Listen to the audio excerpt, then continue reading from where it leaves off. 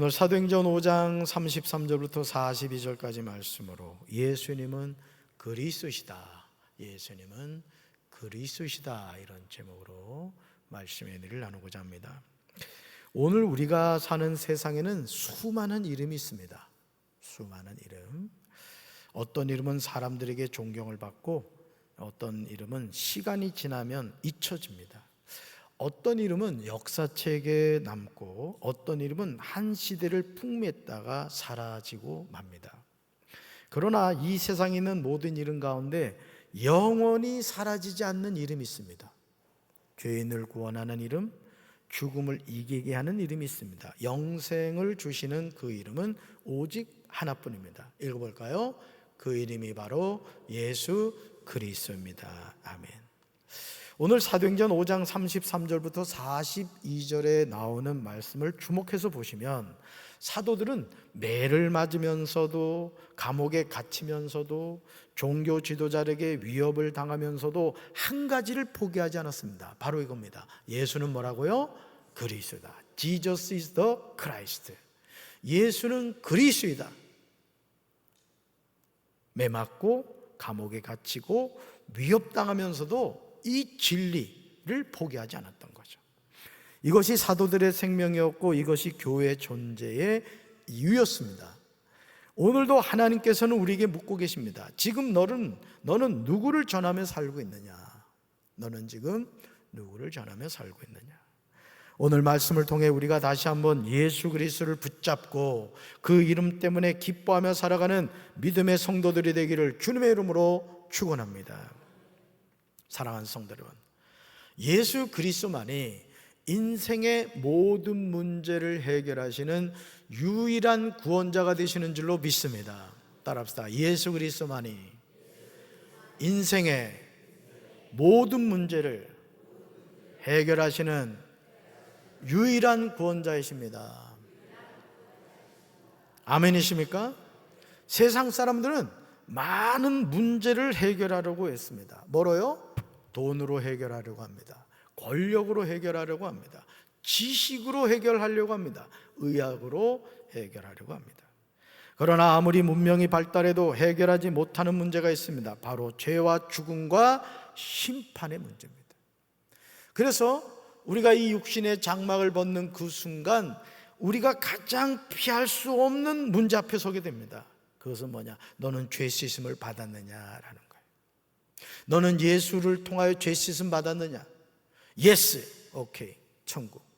죄 씻음을 받지 못한 사람은 아무리 세상에서 착하고 의롭고 멋진 인생을 살았다 할지라도 죄의 문제 때문에 성철 스님처럼 무간지옥으로 떨어지고 마는 것입니다. 베드로는 솔로몬 행각에서 이렇게 외쳤습니다. 읽어봅시다. 그러므로 너희가 회개하고 돌이켜 너희 죄 없이 함을 받으라. 이같이 하면 새롭게 되는 날이 주 앞으로부터 이를 것이요. 아멘. 성경이 말하는 구원은 단순히 어려움에서 벗어나는 것이 아닙니다. 죄에서 용서받는 것이며 하나님과의 관계가 회복되는 것입니다. 영원한 생명을 얻는 것입니다. 그렇다면 왜 구원이 필요합니까? 성경은 너무나 분명히 대답합니다. 로마서 3장 23절 같이 읽습니다. 모든 사람이 죄를 범하였음에 하나님의 영광에 이르지 못하더니, 읽습니다. 한 번 죽는 것은 사람에게 정해진 것이요 그 외에는 심판이 있으리니. 아멘. 이 두 말씀 속에는 모든 인간의 현실이 고스란히 담겨 있습니다. 첫째, 모든 사람이 뭐라고요? 죄인입니다. 죄인. 둘째, 모든 사람은 반드시 죽습니다.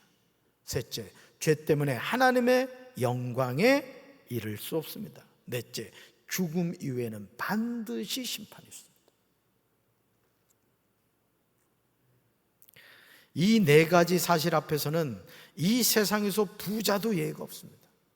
가난한 사람도 예의가 없습니다. 왕도 예의가 없고 대통령도 예의가 없습니다. 목사도 예의가 없습니다. 우리는 모두가 하나님의 심판대 앞에 서게 됩니다. 모두가 하나도 예의 없이. 그런데 감사한 것은 하나님이 우리를 심판하시려고만 하신 것이 아니라 구원하시기 위해서 독생자를 보내셨다는 사실입니다. 요한복음 3장 16절입니다. 같이 읽습니다. 하나님이 세상을 이처럼 사랑하사 독생자를 주었으니 이는 그를 믿는 자마다 멸망하지 않고 영생을 얻게 하려 하심이라. 아멘. 사랑하는 성도 여러분, 얼마나 큰 은혜입니까? 하나님을 찾지도 않았습니다. 하나님을 사랑하지도 않았습니다. 오히려 하나님을 떠나 죄 가운데 살아왔습니다. 그런데 하나님이 먼저 우리를 찾아오셨습니다. 십자가는 인간이 하나님께 올라간 길이 아니라 하나님이 죄인을 찾아 내려오신 사랑의 길입니다. 예수님이 우리의 죄를 대신 지시고 갈보리 십자가에 못 박혀 죽으셨습니다. 우리 대신 무서운 심판을 받으셨습니다. 우리 대신 철저하게 버림받으셨습니다. 그래서 우리가 뭐 받았습니까? 용서받았습니다. 뭐에서요? 죄에서 용서받았습니다. 이것이 뭡니까? 은혜입니다. 따라합시다. 은혜입니다. 은혜입니다. 우리가 잘해서 받은 것이 아니에요. 자격이 있어서 받은 것도 아닙니다. 전적인 하나님의 사랑입니다. 이 사랑이 저와 여러분에게 주어진 줄로 믿습니다. 그러므로 사도행전 4장 12절에서 사도 베드로는 담대하게 진리를 선포합니다. 말씀 같이 읽습니다. 다른 이에게서는 구원을 얻을 수 없습니다. 하늘 아래 우리가 구원받을 수 있는 다른 이름이 인간에게 주어진 일이 없기 때문입니다. 아멘.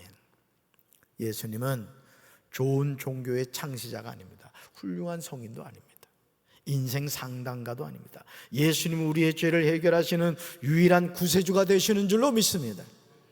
오늘도 그 이름을 믿는 자마다 죄사함을 받고 하나님의 자녀가 됩니다. 그러므로 예수님은 그리스도이기에 우리는 어떤 상황에서도 전해야 됩니다. 듣든지 아니 듣든지, 때를 얻든지 못 얻든지 예수는 그리스도이십니다. 당신도 예수 믿어야 됩니다. 예수 믿어야 구원받습니다. 전하고 전해야 되는 것입니다. 참 이상한 일이죠. 구원의 복음을 전하는데 사람들은 기뻐하지 않았습니다. 오히려 분노했습니다. 사도들은 사람을 살리는 말씀을 전했는데 종교 지도자들은 그것을 가장 싫어했습니다. 왜 그렇습니까? 사탄은 언제나 예수님의 이름이 전해지는 것을 가장 두려워하기 때문이에요.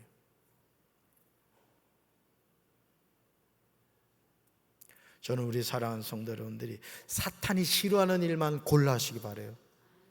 하나님이 좋아하시는 일만 하시길 바라요. 사탄이 뭘 싫어한다고요? 전도하는 거.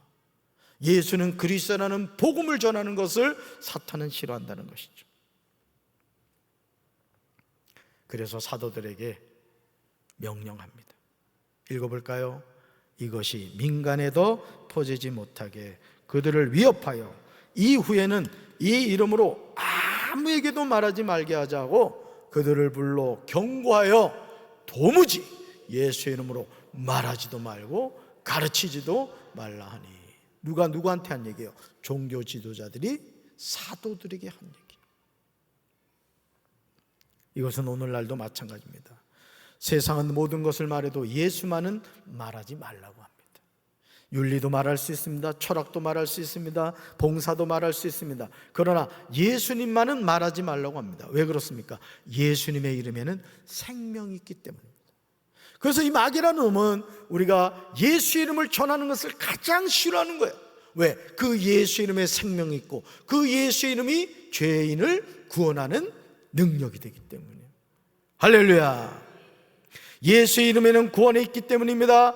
예수의 이름에는 죄를 깨뜨리는 능력이 있기 때문이에요. 그래서 주의 보혈 능력 있는 것입니다. 할렐루야. 예수의 이름에 능력 있는 줄로 믿습니다.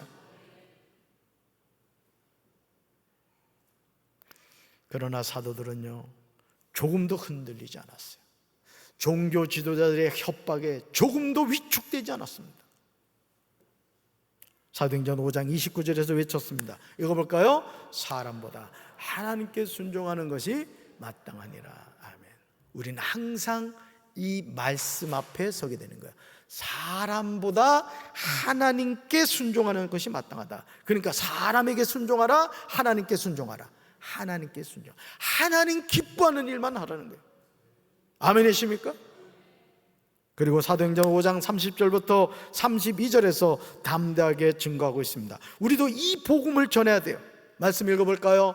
너희가 나무에 달아 죽인 예수를 우리 조상의 하나님이 살리시고 이스라엘에게 회개함과 죄사함을 주시려고 그를 오른손으로 높이사 임금과 구주로 삼으셨느니라. 우리는 이 일의 증인이요 하나님이 자기에게 순종하는 사람들이 주신 성령도 그러하니라 하더라. 아멘. 사랑하는 성도 여러분, 우리는 이 말씀을 읽으면서 한 가지를 분명하게 기억해야 됩니다. 복음은 전하는 사람의 능력으로 역사하는 것이 아니라는 거예요. 목사님이 복음 전하면 더 사람들이 복음을 잘 받아들일까요? 장로님이 복음을 전하면 복음을 사람들이 더 잘 받아들일까요? 아니에요. 누구든지 예수를 믿고 말씀의 권세를 믿고 전하는 사람에게 주님이 함께 하시는 거예요. 아멘이십니까? 성령님이 함께 하시기 때문에 역사하시는 거예요. 그래서 여러분, 항상 여러분들이 주님을 위하여 일할 때는 기도하셔야 됩니다. 주님, 제가 누군가를 전도하려고 하는데 제가 가방끈도 짧고 성경도 잘 모르고 제가 부족한 게 많습니다. 그러나 주님, 저는 저 사람을 꼭 구원하고 싶어요. 주님 도와주세요. 이러잖아요. 그러면 주님이 여러분들에게 상상할 수 없는 지혜를 주신다고. 여러분 기침했는데도 그 사람의 은혜를 받는 거야. 왜? 누가 함께 하시니까? 하나님이 함께 하시니까. 따라서 하나님의 일은 하나님이 책임지십니다. 하나님은 오늘도 믿음으로 순종하는 사람에게 성령을 부어주시는 줄로 믿습니다.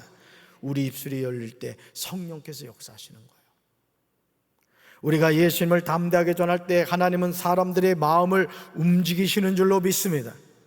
우리는 그 결과를 책임지는 사람이 아니에요. 순종을 책임지는 사람이에요. 오늘 우리는요, 어떤 착각을 자꾸 하냐면 하나님의 일을 내가 하려고 합니다. 내가. 답사, 하나님의 일은 하나님이 하십니다. 아멘이십니까? 우리는 뭐 하는 거라고요? 순종하는 거예요. 하나님이 나에게 맡기신 사명을 순종할 때 하나님이 영혼을 붙여주시고 물질을 주시고 시간을 주시고 환경을 주시고 건강을 주시는 거예요. 능력을 주시는 거예요. 누구 일이니까? 하나님의 일이니까. 아멘이십니까? 하나님이 시작하신 일은요, 아무도 막을 수 없습니다. 누가 막겠어요? 사도들을 죽이려던 공회 가운데 하나님은 한 사람을 세우셨어요. 바로 가말리엘입니다. 가말리엘. 그는 믿는 사람은 아니었지만 하나님은 가말리엘을 사용하셨습니다. 그는 놀라운 말을 해요. 사도 바울의 스승이거든요. 말씀 읽어볼까요? 이제 내가 너에게 말하노니 이 사람들을 상관하지 말고 버려두라.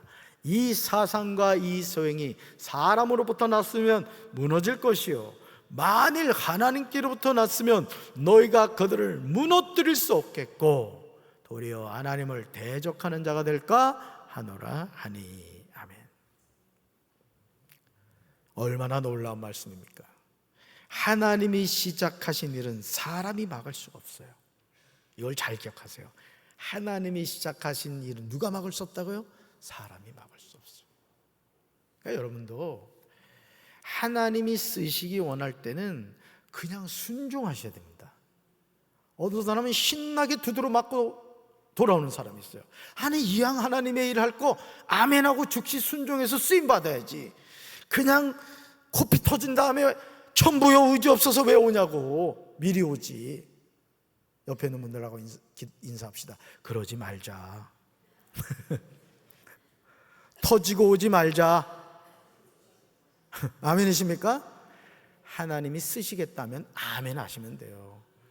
돈 없어도 괜찮고 가방끈 짧아도 괜찮고 아무 능력 없어도 괜찮아요. 하나님이 쓰시면 하나님이 책임지시는 거예요. 아멘이십니까? 교회도 그렇고요, 복음도 그렇습니다. 하나님의 나라 역시 그렇습니다. 지난 2000년 동안요, 수많은 황제가 교회를 없애려고 했어요. 수많은 독재자가 성경을 없애려고 했습니다. 수많은 나라가 복음을 막으려고 했습니다. 그러나 성경이 없어졌습니까? 오히려 복음은 더욱더 퍼졌어요. 왜 그렇습니까? 복음은 사람의 일이 아니라 하나님의 일이기 때문에 그렇습니다. 따라서 복음은 사람의 일이 아니라 하나님의 일입니다. 아멘이십니까? 약할수록 하나님은 크게 일하십니다. 똑똑한 사람에게는 하나님이 일하지 않으세요. 왜? 자기 잘난 맛에 사는데 하나님이 뭘 도와주겠습니까? 여러분, 5남매가 있다고 칩시다. 근데 막내가 연약해요. 우리 어머니들 누가 항상 밟혀요? 막내가 밟히죠. 우리는 하나님 앞에 겸손해야 됩니다. 잘난 척하면 안 돼요. 아멘이십니까? 오늘요, 우리 인생도 마찬가지예요. 하나님이 붙드시면 아무도 무너뜨릴 수 없어요. 우리 인생은 하나님 손에 붙잡혀 있는 거예요.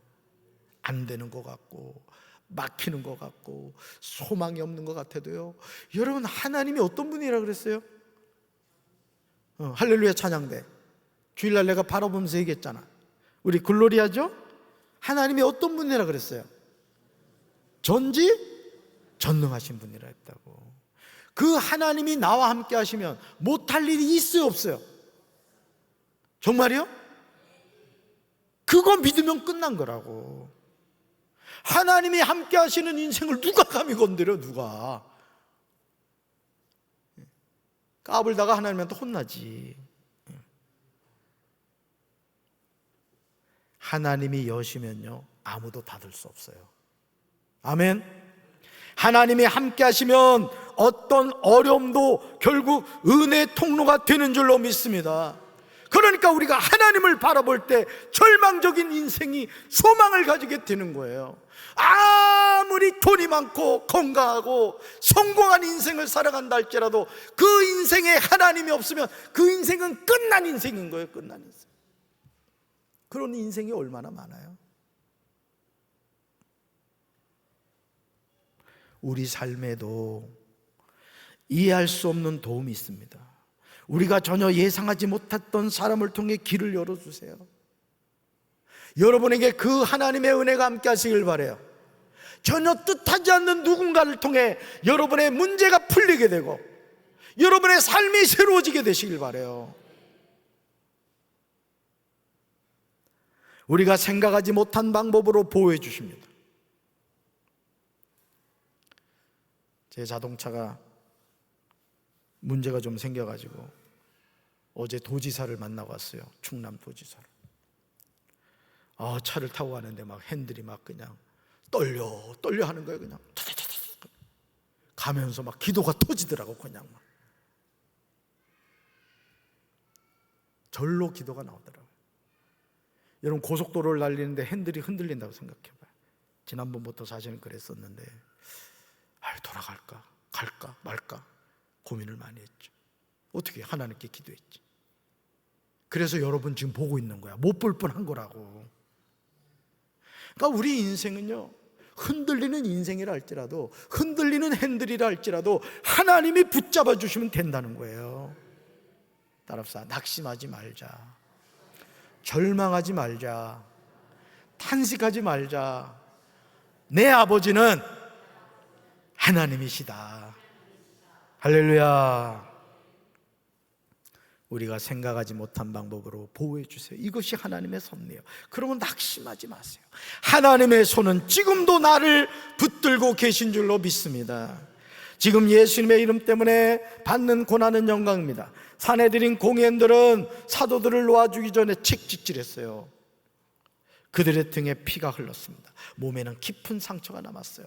그러나 사도들의 마음은 무너지지 않았어요.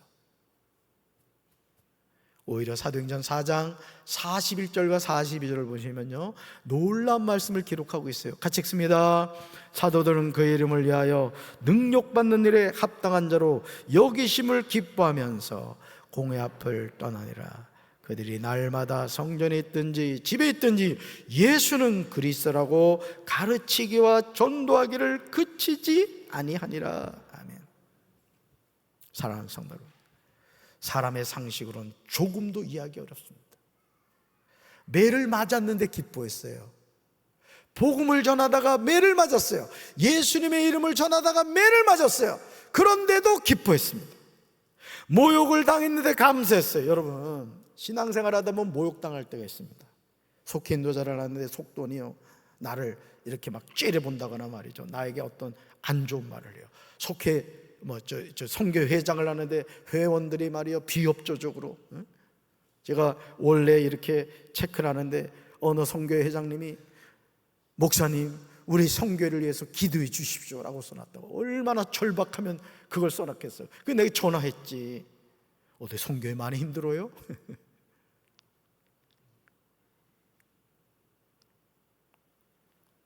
여러분, 매 맞았는데 기뻐했고 모욕당했는데 감사했어요. 왜 그렇습니까? 그들은 예수님의 십자가를 알았기 때문에,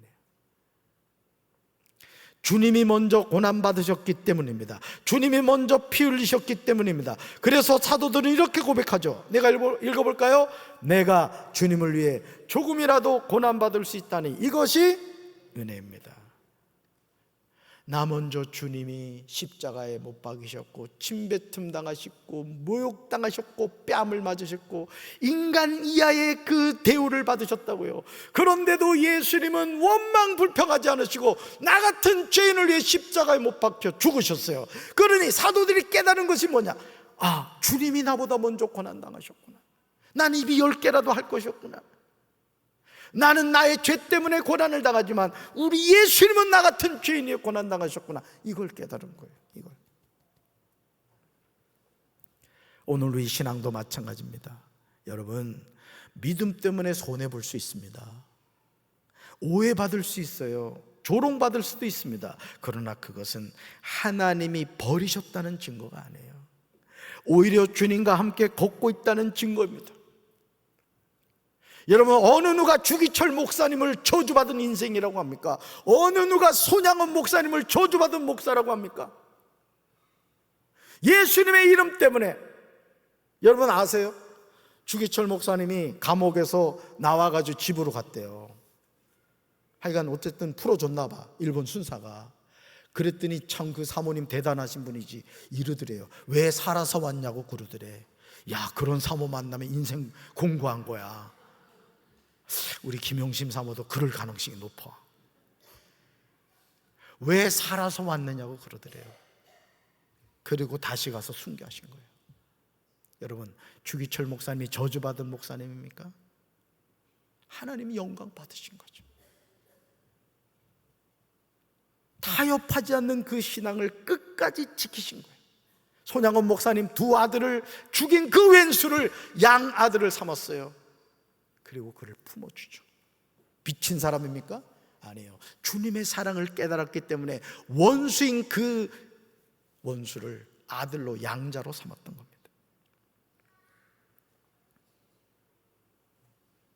그러므로 갈라디아서 2장 20절에서 바울은 감동적인 고백을 하고 있습니다. 읽습니다.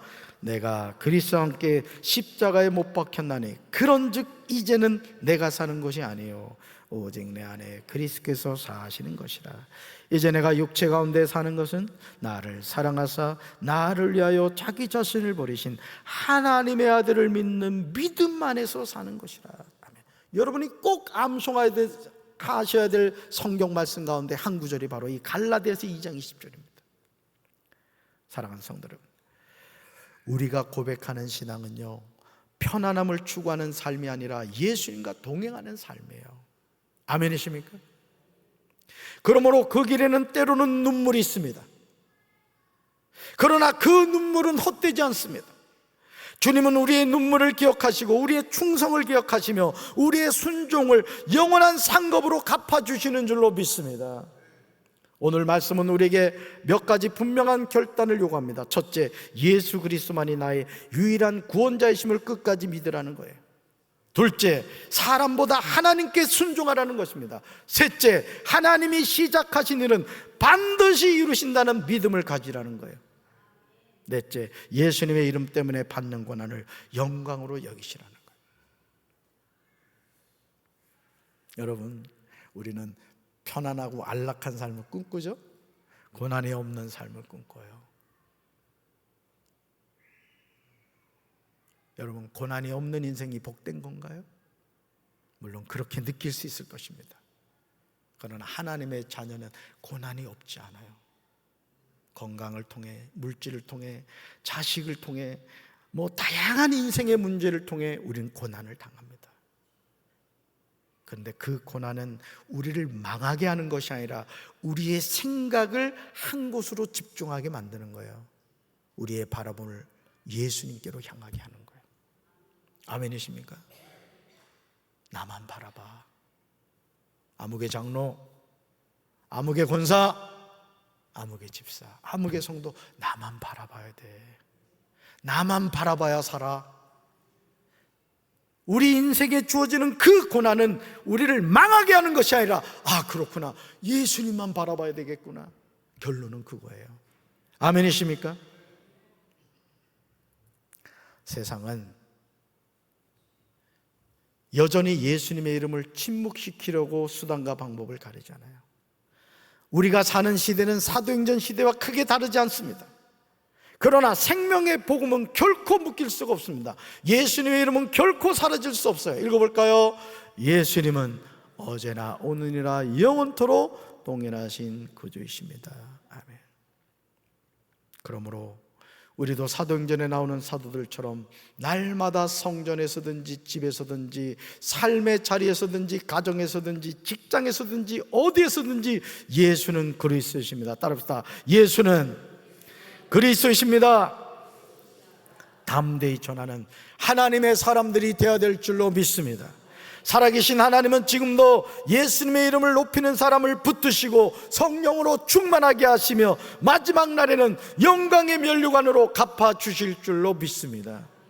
오늘도 우리를 죄에서 구원하시기 위해서 독생자를 보내신 살아계신 하나님의 크신 사랑을 붙드시기를 주님의 이름으로 축원합니다. 하나님의 놀라운 은혜에 감격하시기를 주님의 이름으로 축원합니다. 예수 그리스도의 이름만 높이는 복된 삶을 살아가는 저와 여러분 되시기를 우리 주 예수 그리스도로 축원합니다. 가슴에 손 얹읍시다. 주님, 우리 삶에 고난이 없지 않습니다. 우리는 누구나 고난 가운데 살아갑니다. 그러나 고난은 우리를 망하게 하는 것이 아니라 예수님께로 집중하게 하는 하나님의 은혜요 사랑인 줄로 믿습니다. 고난만 바라보지 않게 도와주시고 고난의 뒤편에서 나를 위하여 일하시는 하나님의 손길을 바라보게 하여 주시옵소서. 낭망하거나 좌절하지 않게 도와주시고 다시 일어나 예수님과 동행하는 삶을 살게 하옵소서. 이제는 우리 주 예수 그리스도의 크신 은혜와 하나님 아버지 한없는 사랑과 성령님의 교통하심이 고난의 뒤편에서 일하시는 예수님을 바라보므로 믿음 안에서 승리하게 원하는 사랑하는 주의 백성들 위해 이제부터 영원토록 함께 하시기를 간절히 축원하옵나이다. 아멘.